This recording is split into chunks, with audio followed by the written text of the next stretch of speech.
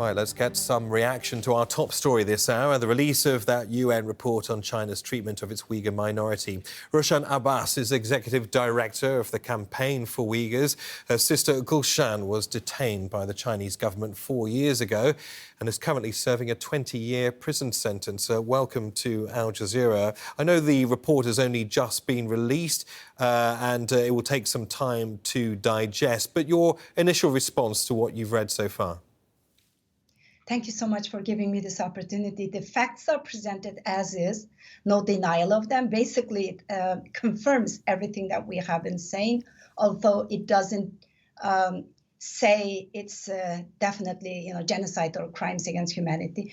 The language is a little bit weak, but we are very happy to see the report being released. And what does the absence of those key phrases, crimes against humanity or genocide, that indeed some countries like the United States and others have already unilaterally agreed to call what's happening in Xinjiang, what does the absence of that from this report mean? Well, we have been really disappointed in the United Nations and the General Secretary Guterres, and definitely with Michelle Bachelet, because Michelle Bachelet, with her visit to our homeland, she basically parroted everything the Chinese government said. And look at today, she waited for the last 20 minutes of her last hour, last day in her office.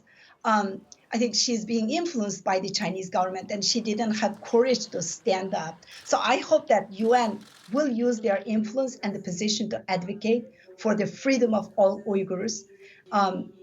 Definitely based on their previous track records, my hope is not very strong, as we've waited and waited for this report for years.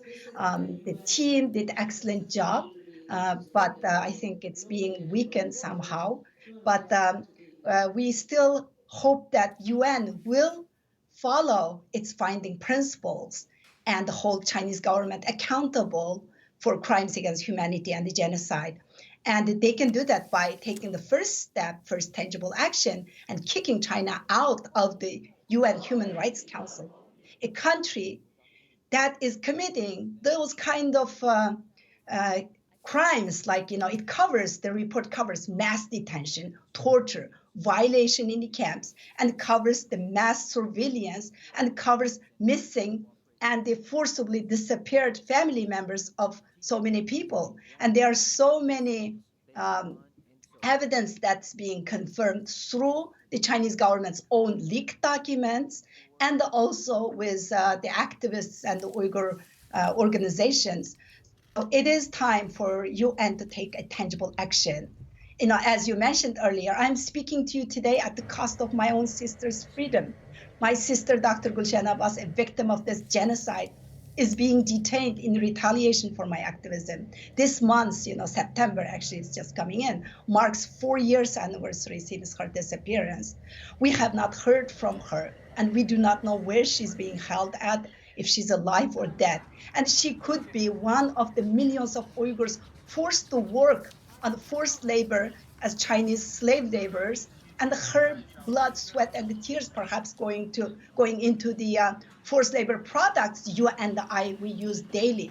Basically, the companies and the countries using the Chinese government's forced labor products, making all of us, you, me, and the audience, everybody, enablers of this genocide. That should stop. You mentioned tangible action there in reference to what the UN can do. What does tangible action mean? What does it look like? Well, the international community has plenty of evidence, and this report itself, as I mentioned. One thing that the countries that belong to UN, the entity, can start the fight against China's disinformation and hold China accountable. And just like in the United States, we have this Uyghur Forced Labor Prevention Act, both aimed to sanction officials and the entities responsible for the genocide. And so make sure that the countries who are supporting UN, all the member states, should not using the Uyghur forced labor and the make China, enable China's economy to murder more people.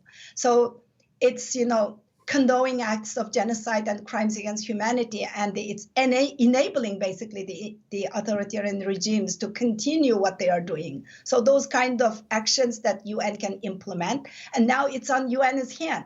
The report is out, and China is conducting those kind of crimes as the report mentioned.